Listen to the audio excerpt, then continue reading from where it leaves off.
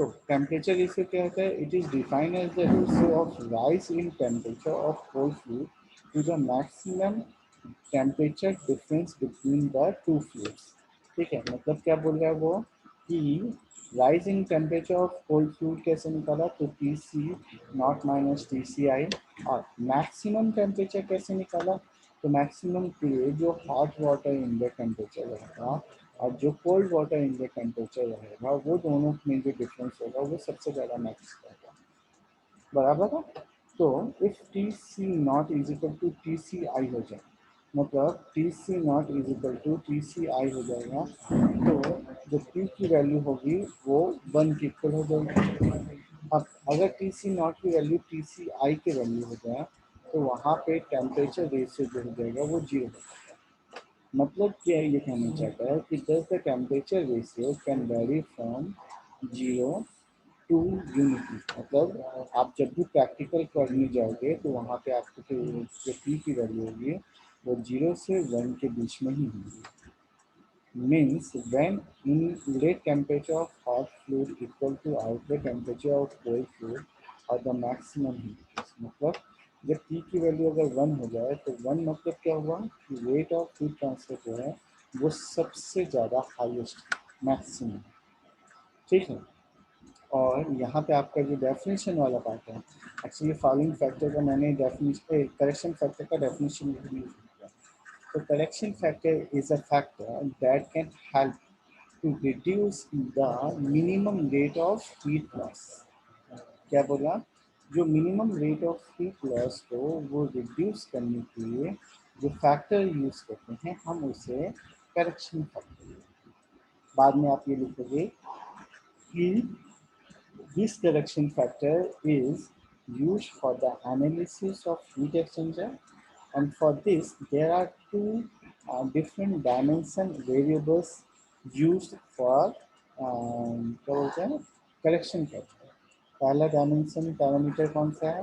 तो capacity ratio और दूसरा टेम्परेचर रेशियो, और इसके बारे में आप अपनी थ्योरी लिख सकते हैं। चलिए अब आता है effectiveness and number of transfer unit. तो जब हम सेकेंड चैप्टर पढ़ रहे थे तो वहाँ पे आपके पास सबसे पहले ये फर्स्ट चैप्टर पढ़ रहे थे तब आपके पास सबसे पहले इफेक्टिवनेस वर्ड ये इंट्रोड्यूस किया। तो इफेक्टिवनेस को वहाँ पे उसने कैसे डिफाइन किया था? उसने ये बोला था कि अगर मेरे पास एक सिलेंडर है, ठीक है, पिस्टन सिलेंडर का जो अरेंजमेंट है वहाँ पे अगर मैं उस सिस्टम की इफिशियंसी निकालूँ तो नो डाउट मेरे को मिल सकती है कि कितना अंदर आया, कितना रिजेक्ट हुआ, तो उससे मुझे वर्क डन मिल जाएगा और work done upon feed supply से मेरी इफिशियंसी मिल जाएगी। लेकिन बाद में ये आइडेंटिफाई हुआ कि जो हमारे फीस लगे हुए हैं उनके बेसिस पे जो इफिशियंसी निकलती है और विदाउट फिंस के बेसिस पे जो इफिशियंसी निकलती है वो दोनों डिफरेंट होती है। तो जब डिफरेंट होती है तो उन्होंने एक नया वर्ड इंट्रोड्यूस किया, इफेक्टिवनेस। और ये इफेक्टिवनेस को उसने डिफाइन कैसे किया था कि actual heat transfer upon maximum possible heat transfer. Actual heat transfer का मतलब क्या हुआ? तो आपने बाइक को खरीद रखी है, अभी केवल एनालिसिस की बात करें, आपने बाइक को खरीद रखी, बाइक के जो फिन्स लगे हुए हैं वहाँ पे आपने थर्मोकपल लगा दिया। ये थर्मोकपल टेम्परेचर इंडिकेटर के साथ ज्वाइन किया हुआ है और एक थर्मोकपल जो है वो आपने सिलेंडर के बेस पे लगाया, मतलब जहाँ पे फिन्स नहीं लगे हैं। चलिए अब आपने बाइक को किक मारा, बाइक को स्टार्ट किया, 15 मिनट तक बाइक को रन होने दिया। 15 मिनट बाद आपने ये देखा कि बॉडी पे जो टेम्परेचर था वो समथिंग, मतलब फिन का जो टेम्परेचर था वो समथिंग 40 डिग्री सेल्सियस है, और जो बेस का टेम्परेचर था, आप याद करना पीछे के पेजेस पलटोगे तो आपको दिखेगा, आपने उसको टी नॉट और टी आई से दिया। टी नॉट जो था वो बेस टेम्परेचर, तो बेस का जो टेम्परेचर होगा वो 150 डिग्री सेल्सियस होगा, और इनफैक्ट मतलब वो जो फिन्स लगे हुए हैं उसका टेम्परेचर 40 डिग्री सेल्सियस होगा। तो अब आप फाइंड आउट करोगे कि Q कितना आया, तो Q निकालने के लिए आपने क्या किया, m into c p into delta t. अब डेल्टा टी में आपने लिखा 40 माइनस, अब एटमॉस्फेयर का टेम्परेचर कितना हुआ, तो अगर मैंने एम्बियंट केस पकड़ा हुआ है तो 24 से या 26 के बीच में है, तो आपने क्या किया 40 माइनस 26 पकड़ लिया, तो अल्टीमेटली आपका रेट ऑफ हीट ट्रांसफर निकल जाएगा, इसमें एक्चुअल में। अब मैक्सिमम निकालना है तो मैक्सिमम के आपने क्या देखा, बेस टेम्परेचर आपका 150 डिग्री सेल्सियस है, तो आपका फॉर्मूला हुआ एम की वैल्यू आपने 1 ली, सी पी की वैल्यू एट दैट टेम्परेचर जो होती है वो आपको स्टीम टेबल में या ऑनलाइन मिल जाएगा। आपने वो सी पी की वैल्यू रखी इंटू डेल्टा टी की वैल्यू रखी, तो वो आपको मिली। तो अब आपका जो इफेक्टिवनेस का फॉर्मूला बना क्या, Q actual upon Q maximum, उसमें आपने वैल्यूज पुट किया और इससे आपकी इफेक्टिवनेस मिली। चलिए ये तो हुआ एक जनरल टर्म्स जहाँ पे सिलेंडर को हमने इंट्रोड्यूस किया था, लेकिन अभी तो हम हीट एक्सचेंजर के पास हैं। तो हीट एक्सचेंजर में भी सेम टाइप्स के केसेस होते हैं। Actually rate of heat transfer को बढ़ाने के लिए ना, हम जो ये मतलब जो पाइप्स होते हैं ना, जिसको हम ट्यूब बोलते हैं, ये ट्यूब के ऊपर भी हम फिन लगा देते हैं। तो जो हमारा फॉर्मूला है इफेक्टिवनेस का, without fin divided by with fin, sorry उल्टा बोला, with fin divided by without fin, rate of heat transfer जो होगा वो इफेक्टिवनेस होगा। दूसरा डिफरेंट डिफरेंट भी आता है, वो अपन बाद में डिस्कस करेंगे। यहाँ पे एक और वर्ड आया N T U, number of transfer unit, इसका मतलब समझिए। देखो दो मेथड्स होते हैं, एक होता है एलएमटीडी मेथड, मतलब लॉग मीन टेम्परेचर मेथड, जहाँ पे क्या होगा, आपके पास temperature of hot inlet and outlet, क्या बोल रहा हूँ, हॉट फ्लूइड का इनलेट का टेम्परेचर और आउटलेट का टेम्परेचर आपके पास होगा, कोल्ड फ्लूइड का इनलेट और आउटलेट टेम्परेचर आपके पास होगा। अगर ये चारों टेम्परेचर्स आपके पास है तो आप एलएमटीडी मेथड अप्लाई करोगे और आपका ultimately rate of heat transfer, actual rate of heat transfer find out कर सकते हो। लेकिन अगर आपके पास केवल हॉट और कोल्ड वाटर का केवल इनलेट फ्लो आपके पास है, आउटलेट आपके पास इवन नहीं है, तब आप वहाँ पे एंटीवी मेथड इम्प्लीमेंट करेंगे। मतलब वाइवा के टाइम पे आपका एक एक्सटर्नल मतलब क्वेश्चन आता है कि what is the basic difference between LMTD and NTV method. तो आप बोलोगे एलएमटीडी में चारों में मतलब टेम्परेचर्स गिवन होने चाहिए और एनटीवी में केवल दो ही टेम्परेचर्स गिवन। चलिए आज मैं आपसे एक क्वेश्चन पूछता हूँ, भाई मेरा लेक्चर भी सुन रहे हैं, हेलो, वेरी गुड। तो क्वेश्चन ये है कि जब मैंने हाँ, जब मैंने एल एन टी डी लिया, क्योंकि अभी आपने एन टी मेथड पढ़ा नहीं है, तो एक्चुअली हमने L N T D method क्यों मतलब क्यों यूज़ किया, उसका बेसिक पर्पस क्या है, what is the basic idea for why we are using log mean temperature difference method.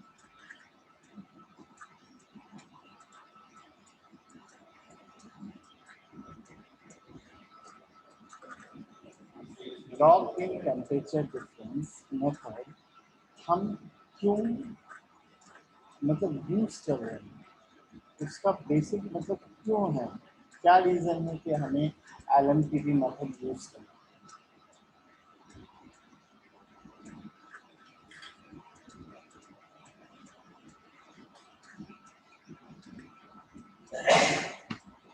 चलिए कोई बात नहीं, मैं आंसर देता हूँ। इसका करेक्ट आंसर जो है वो स्टेटमेंट होगी कि एक्चुअली सर थर्मल मतलब हीट ट्रांसफर में हम केवल फोकस करते हैं हीट को, कि हॉट से कोल्ड में कितना हीट फ्लो हो रहा है। तो ये जो फ्लो हो रहा है ये rate of heat transfer find out करने के लिए हमें एलएमटीडी की जरूरत पड़ती है। क्या बोला, एलएमटीडी की जरूरत, रेट ऑफ हीट ट्रांसफर, ये देखो ये वर्ड भी यूज किया है। LMTD method is used for the thermal analysis of different types of heat exchanger. ठीक है, क्या thermal analysis of different types of heat exchanger. That equation is simple and can be use in design of heat exchanger. तो आप मुझे अब दूसरा एक question पूछता हूँ, कैसे आप डिजाइन कर सकते हो हीट एक्सचेंजर, बताओगे मुझे? आपने एलएमटीडी पढ़ लिया है, तो आप बताइए क्या आपको डिजाइनिंग पार्ट समझ में आ गया? क्या आप डिजाइन कर सकते हो?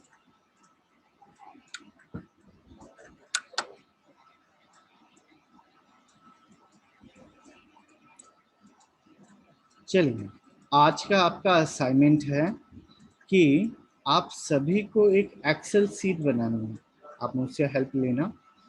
आपको एक एक्सेल सीट बनानी है जिसमें मैं केवल T1, T2, T3 और T4 की वैल्यू दूंगा।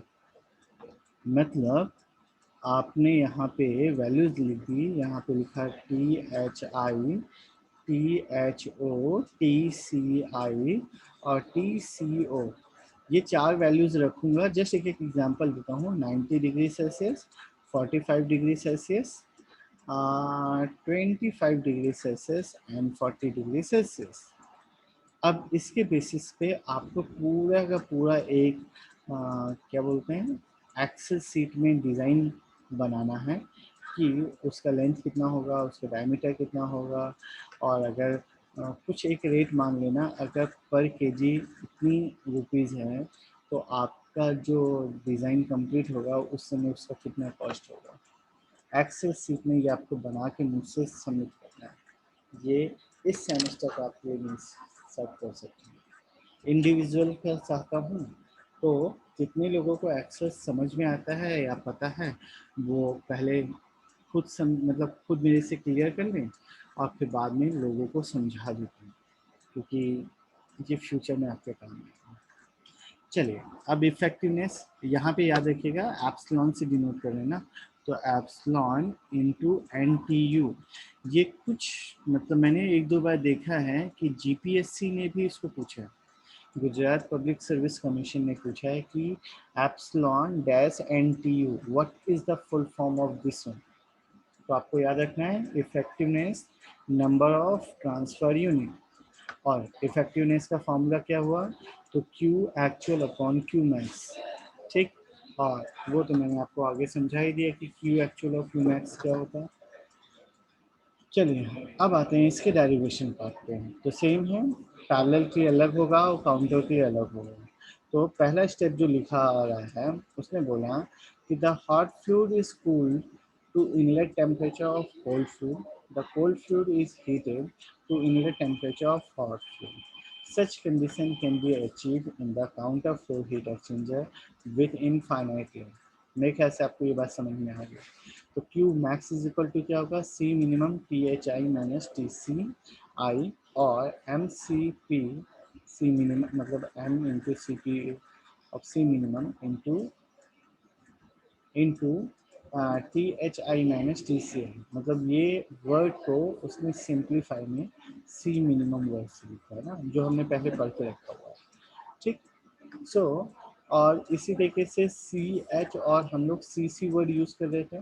तो अब CH और CC में जो सबसे कम होगा, फिर से बोल रहा हूँ, CH और CC में जो सबसे कम होगा वो हम लोग वैल्यू यूज कर लेंगे C मिनिमम में।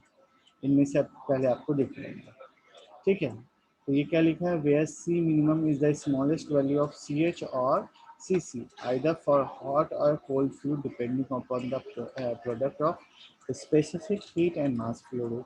तो ये आपका याद रखने वाली बात है।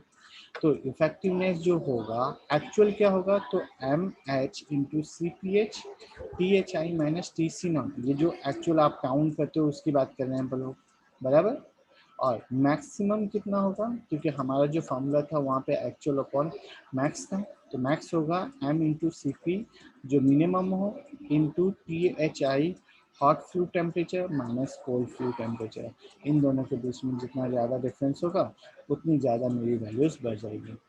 तो हमारा फॉर्मूला बना CH THI minus TH not upon C minimum THI minus TCI बराबर है सिमिलरली अगर कोल्ड फ्लूइड के लिए देखोगे तो एज इट इज फॉर्मूला, बस यहाँ पे TH की जगह TC0 माइनस TCI आ जाएगा, बाकी पूरा का पूरा एज इट इज कॉपी हो जाएगा। तो हमने इसको नंबर दिया 1 और इसको नंबर दिया 2। चलिए, so we know that the value of epsilon THI TCI and C min जो है वो आपके पास ऑलरेडी होगी, बराबर है। तो Q इज इक्वल टू क्या हुआ, epsilon into C minimum into THI minus TCI। मतलब हमने क्या किया, अब देखो इसको हम लोग ये जो वर्ड यूज करना है इसी को हम लोग स्टार्टिंग से Q बोलते हुए आ रहे हैं ना, तो हमने क्या किया, ये Q की वैल्यू निकालने के लिए epsilon into this whole term multiply कर दिया। तो epsilon into C minimum THI minus TCI. Thus, heat transfer rate of a given heat exchanger is achieved without knowing the outlet temperature of the fluid. पता चला? So, the effectiveness value lies between 0 and 1 and it depends upon the flow arrangement and the area of cross section. ये इस चीज़ का मतलब जो है ना, एक बार वापस जब अपन डिज़ाइन कर रहे होंगे फिर बताऊंगा। In the same way, number of transfer unit can be defined as the ratio of heat capacity rate of exchanger to the heat capacity rate of the fluid। ठीक है, क्या बोला, एक्सचेंजर का रेट ऑफ हीट ट्रांसफर मतलब उसमें either hot भी हो सकता है कोल्ड भी हो सकता है, और दूसरा heat transfer rate of fluid. तो फ्लूइड में क्या होगा, हॉट इनलेट माइनस कोल्ड। तो NTU आपको याद रखना है, heat capacity rate of heat exchanger in watt per kelvin upon heat capacity rate of fluid in watt per kelvin. तो U into A upon M into CP और U into A upon C min, बराबर है। So statement ये दिया गया है, मतलब इसके और ये वाला जो टर्म है इससे ये अल्टीमेटली साबित हुआ कि ओवरऑल हीट ट्रांसफर कोफिशिएंट और C की वैल्यू जो है वो कभी वैरी नहीं होती है। तो वैरी के ऊपर होगी तो आपकी एरिया होगा, means NTU is directly proportional to its area. Thus, NTU is the measure of physical size of the heat exchanger. Higher the value of NTU, larger the physical size. ठीक है, चलिए अब डेरिवेशन का part. तो I think derivation का part अपन अब next day करेंगे, आज के लिए इतना ही छोड़ देते हैं। फिर बोल रहा हूँ ये मेथड भी बहुत ज़्यादा इम्पोर्टेंट है, तो आप अपनी तरफ से इस चीज़ को मिस मत करिएगा। फॉर्मूले को याद कर लीजिएगा,